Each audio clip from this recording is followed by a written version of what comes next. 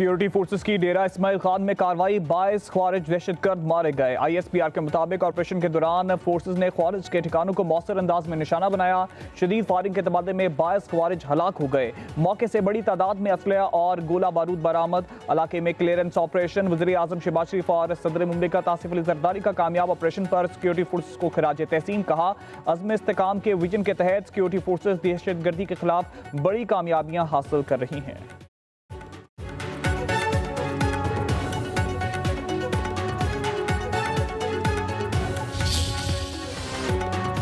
अफगान तालिबान रजीम हमसाया ममालिक के लिए खतरा बनने लगा।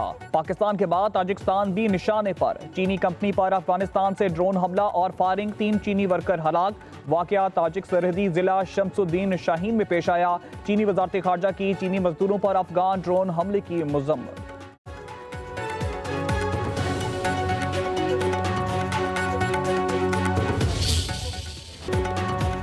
वाशिंगटन में व्हाइट हाउस के करीब अफगान शहरी की फायरिंग, नेशनल गार्ड्स के 2 एहलकार जख्मी। हमलावर रहमानुल्लाह जख्मी हालत में गिरफ्तार। व्हाइट हाउस को लॉकडाउन कर दिया गया। सदर ट्रंप ने वाकया दहशतगर्दी करार दे दिया। कहा, फायरिंग करने वाला सजा से बच नहीं पाएगा, भारी कीमत अदा करना पड़ेगी। अमरीकी सदर का वाशिंगटन DC में 500 इजाफी एहलकारों की तैनाती का हुक्म।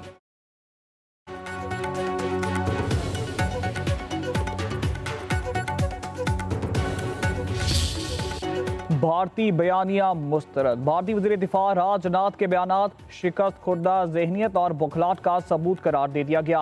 कौमी और सिंध असम्बली में करारदादें मुतफ़िका तौर पर मंजूर। कौमी असम्बली में करारदाद असद आलम न्याजी के पेश की। करारदाद में कहा गया, बयानात तारीखी तौर पर गलत, सियासी तौर पर गैर जिम्मेदाराना और काबिल मजम्मत हैं। सिंध रियासत पाकिस्तान का खुद मुख्तार और लाजमी हिस्सा है। भारत गुमराह कुन, जानिबदाराना और अदम इस्तेकाम पैदा करने वाले बयानात से गुरेज करे। सिंध असम्बली में पीपल्स पार्टी के रुकन मुकेश कुमार चावला ने मजम्मती करारदाद पेश की। भारतीय गिद्दड़ भक्तियां कभी कामयाब नहीं होंगी। भारतीय वज़ीर दिफा का बयान खिसैया बिल्ली खंबा नोचे के मुतरादिफ है। वज़ीर आला मुराद अली शाह का असम्बली में खिताब, वाज़े किया, सिंध का जोग्राफिया कोई बदल नहीं सकता। पाकिस्तान बनाने वाले सिंध कभी तकसीम की बात नहीं करेगा। सिंध अपने सूबे के लिए मुतहिद है। अपोजिशन लीडर अली खुर्शीदी की भी करारदाद की भरपूर हिमायत। सिंध हमेशा मुत्तहिद रहेगा, एक रहेगा और पाकिस्तान के साथ रहेगा। सिंध पाकिस्तान है, पाकिस्तान सिंध है, तो इसको अल्हम्दुलिल्लाह हम इसको ओन करते हैं। सिंध हमारा सूबा है और इस तरह के बयानात देना यकीनी तौर पे एक फ्रस्ट्रेशन वाली सूरत हाल है भारत में।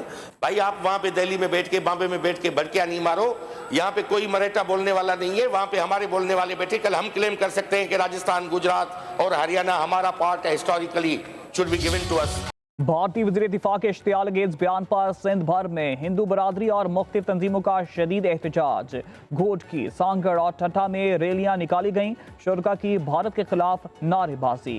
सिंध को धरती माँ करार दिया। कहा, हिंदू बरादरी पाकिस्तान की वफादार है। भारतीय वज़ीर दिफा ने खित्ते के अमन को खतरे में डाल दिया। मुजाहिरीन का भारत से माफ़ी का मुतालबा। वाज़े किया, सिंध पाकिस्तान है और इसके दिफा के लिए हर तबका मुत्तहिद है।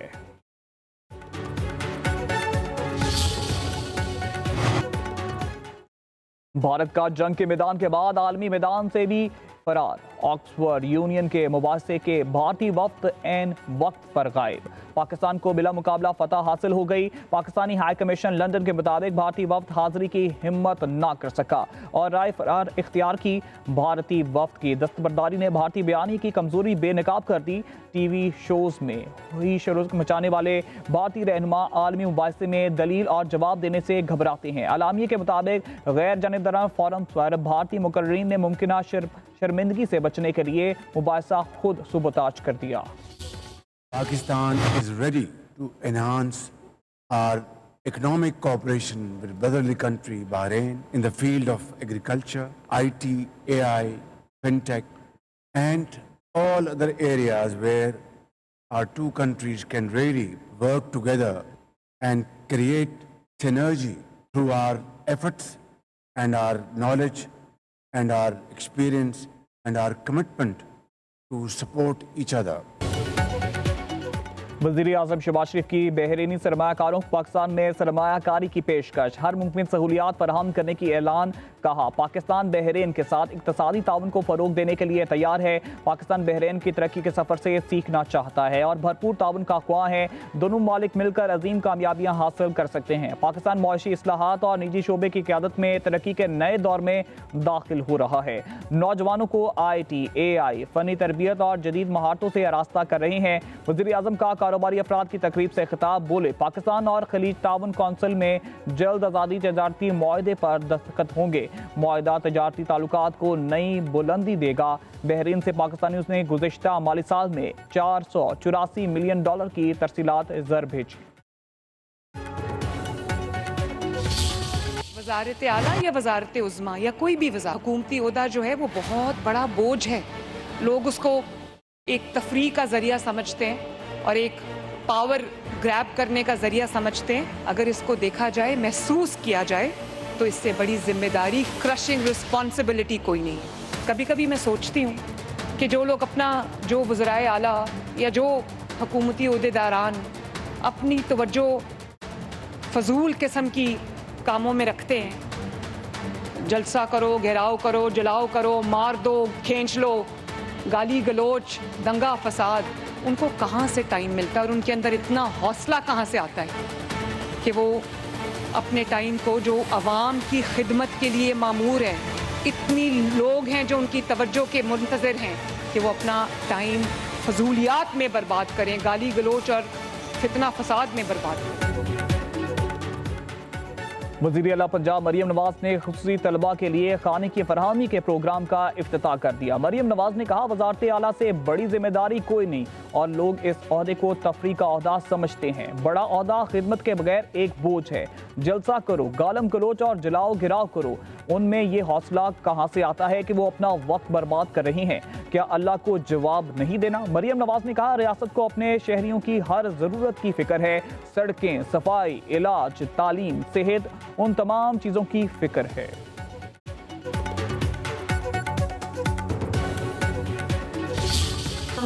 अब्दुल्ला, किधर से आए हो? इधर से? Good boy. क्या नाम है? आयजा? हम तब से इंतजार कर रही थी कि हम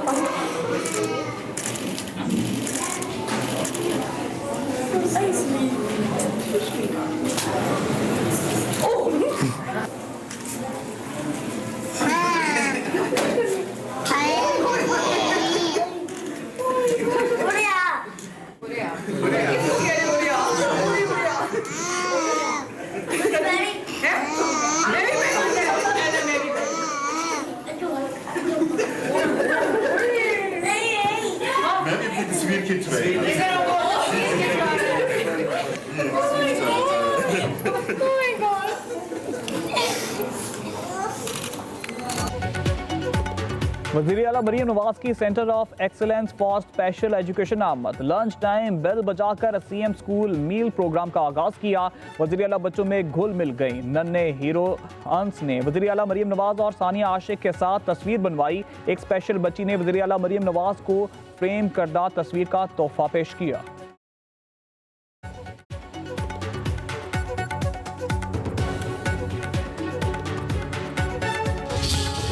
मैं नवाज शरीफ बोल रहा हूँ। मुझे जानते हैं कि नहीं आप जानते? जानते हैं सर। मेरा नाम कभी सुना है? हाँ जी, अभी इसमें पूछने वाली कोई बात है?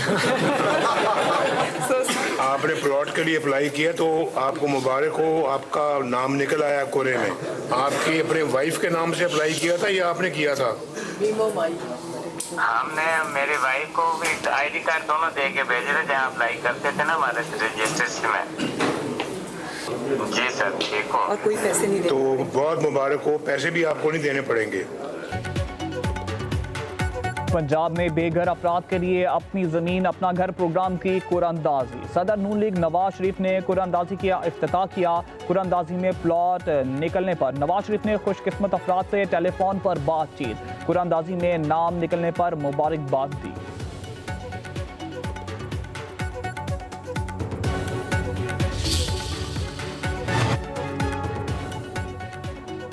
बानी पीटीआई को जेल में तमाम सहूलतें हासिल हैं, सेहत भी ठीक है, वो हमसे बातचीत के लिए तैयार नहीं, टेबल पर बैठने से पहले पेशकश नहीं होती।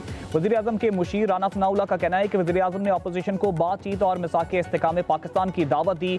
सियासी जमातों में मिसाक जमहूरियत और मईशत हो तो मुल्क आगे बढ़ सकेगा। मिसाक जमहूरियत नून लीग और पीपल्स पार्टी में हुआ, इसके बाद बानी पीटीआई आ गए। मिसाक जमहूरियत में शक थी कि कोई जमात एस्टेब्लिशमेंट का कंधा इस्तेमाल नहीं करेगा, मगर बानी पीटीआई कंधा इस्तेमाल करके इक़्तिदार में आए। 6 बड़ी बैरक्स इनके पास हैं सर गुजारिश ये है, एक्सरसाइज मशीनें हैं, कुक है, देसी मुर्गा है। मुझे ये बताएं, पाकिस्तान का कोई कैदी उसके पास देसी मुर्गे, एक्सरसाइज मशीनें, अपना कुक, अपना डॉक्टर, अपना टीवी, अपना फिजियो, और उसके बाद अगली बात सर जो मुलाकातें हैं, मुलाकातें ये हैं, अब ये सच सुनना नहीं चाहते सर। मुलाकातों के हवालों से कोई एक इनकी लीगल टीम अलहदा मुलाकात, इनकी घर वाले अलहदा मुलाकात करते हैं, इनके उसके बाद इनकी जो फैमिली वो अलहदा मुलाकात करती है। सर मुलाकातों में इतनी मुलाकातें आज तक तारीख में किसी की नहीं हुई। जिनकी परफॉर्मेंस कुछ नहीं, वो ज़िमनी इलेक्शन हार चुके। तलाल चौधरी का सेनेट में इज़हार ख्याल, कहा बानी पीटीआई एक वीआईपी कैदी हैं, उनके पास 6 बड़े बैरक हैं, इन्हें तमाम सहूलियात मुयस्सर हैं। लीगल टीम अलग और फैमिली अलग मुलाकात करती है। ड्रामा करने के लिए 4 लोग जेल के बाहर बैठ जाते हैं। कोर्ट अहकामात की खिलाफवर्जी करके कोई अपनी नौकरी से हाथ नहीं धो सकता। तलाल चौधरी की तकरीर के दौरान सेनेट में अपोजिशन का एहतजाज, शदीद नारेबाजी। जो क्या में पाकिस्तान की बुनियाद है, और ये कि मैं इस्लामी जमहूरियत पाकिस्तान के दस्तूर को बरकरार रखूंगा और इसका तहफ़्फ़ुज़ और दिफा करूंगा। मदद और रहनुमाई फरमाएं। अल्लाह ताला मेरी मदद और रहनुमाई फरमाए। आमीन। तशरीफ लाइए रोल साइन करने के लिए।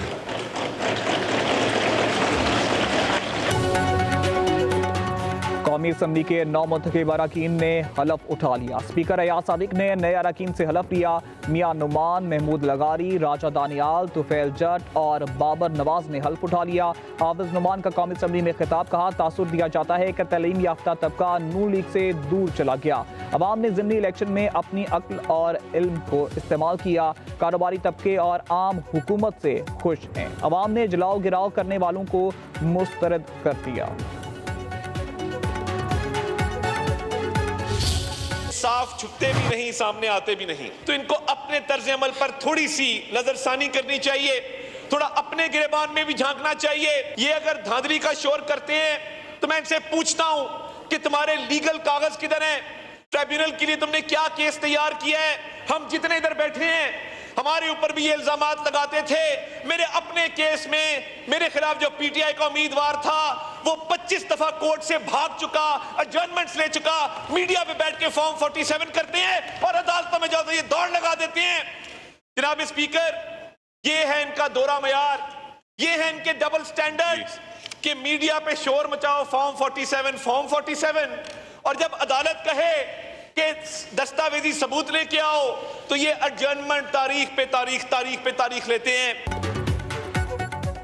अपोजिशन को कई बार मुज़ाकरात की पेशकश की गई, मेरा सब ठीक उनका सब बुरा, ये अब नहीं चलेगा। विफाकी वज़ीर इत्तलात अता तड़का कौमी असम्बली में इजहार ख्याल, कहा पीटीआई ने ज़िमनी इलेक्शन का बायकॉट किया, जो मैदान से बाहर हो उसे तनकीद का कोई हक नहीं। ज़िमनी इंतखाबात के बायकॉट का फैसला उनकी अपनी जमात का था। बाबर नवाज हरीपुर से जीत उनसे छीन कर लाया है।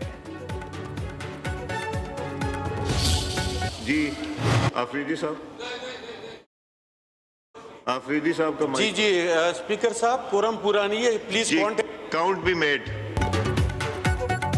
कौमी असम्बली इजलास के दौरान अपोजिशन रुकन इकबाल अफरीदी की जनब से बार बार कोरम की निशानदाही। स्पीकर अयाज सादिक बरहम, इकबाल अफरीदी का ऐवान में शोर शराबा। स्पीकर कौमी असम्बली ने कहा, गुज़िश्ता इजलास में भी आपने गैर मुनासिब बातें की, मैं आपके खिलाफ एक्शन लेते लेते रह गया। अपोजिशन अरकान का इजलास के दौरान शदीद एहतजाज और शोर शराबा। स्पीकर डायस के सामने जमा हो गए।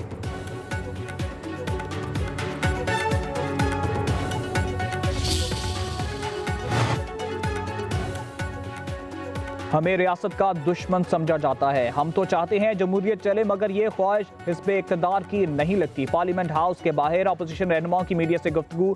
बैरिस्टर गौहर बोले, हम नहीं भूले जब ये असम्बली के फ्लोर पर एक दूसरे को कातिल कहते थे। हमारी कोशिश है कि कानून की बालादस्ती हो। पाकिस्तान की बात आई तो हम हुकूमत के साथ खड़े थे, फिर भी ना जाने क्यों हमें रियासत का वफादार नहीं समझा जाता। असद कैसर ने कहा, हरीपुर में वोट को बेतौकीर किया गया। पाकिस्तान के अवाम के पास अपना नुमाइंदा मुंतखब करने का हक अब नहीं रहा।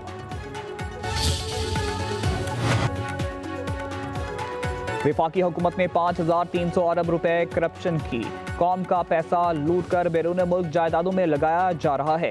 वज़ीर आला खैबर पख्तूनख्वा सुहेल अफरीदी का पेशावर में university of engineering and technology में जॉब फेयर से खिताब। बोले, करप्शन करने वालों से कोई सवाल क्यों नहीं पूछ रहा। अपने खून के आखिरी कतरे तक करप्शन के खिलाफ आवाज उठाता रहूंगा। कहा, 2018 में कबाइली इजला का खैबर पख्तूनख्वा में इंजमाम हुआ, मगर ताहाल हकूक नहीं मिल रहे। NFC में नाइंसाफी के बायस सूबे को हर साल 400 अरब रुपए का नुकसान हो रहा है।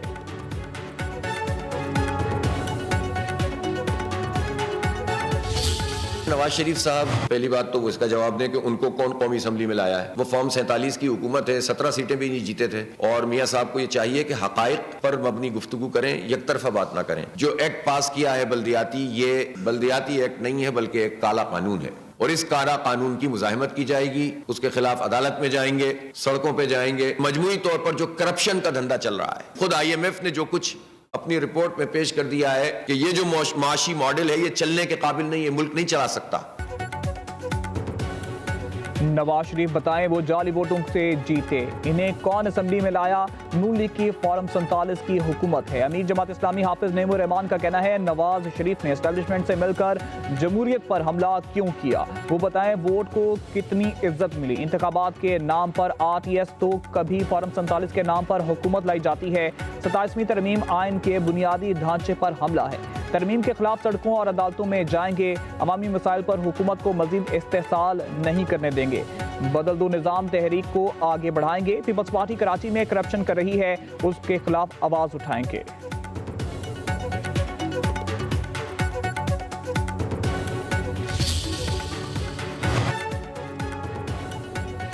सिंध के सीनियर वजीर शर्जील इनाम मेमन की ज़ेर सदारत महकमा इत्तलाआत का इजलास। फिल्मी मंसूबों की पेश रफ्त, इदारे की मजमूई हिकमत अमली और कौमी बयानिया उजागर करने से मुतालिक अमूर पर तबादला ख्याल।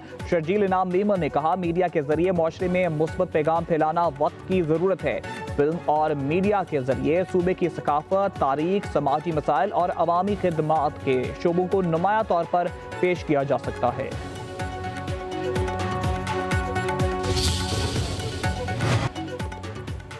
पंजाब में पेट्रोल मोटरसाइकिल रिक्शे की प्रोडक्शन पर पाबंदी लगाने का फैसला। वज़ीर आला पंजाब मरियम नवाज की ज़ेर सदारत इंसदाद स्मोक के लिए काबीना कमेटी का इजलास। सरकारी इदारों के लिए सिर्फ हाइब्रिड गाड़ियां और इलेक्ट्रिक मोटरसाइकिल खरीदने का फैसला। घरों के बाहर गाड़ियां धोने पर पाबंदी। जदीद दुनिया की तरह पूरे पंजाब में रंगदार कूड़ेदान लगाने का भी फैसला। सीनियर वज़ीर मरियम औरंगजेब के इजलास के शुरका को ब्रीफिंग। मरियम नवाज का माहौलियाती बेहतरी के इकदाम पर इत्मीनान का इज़हार। पूरी टीम को शाबाश।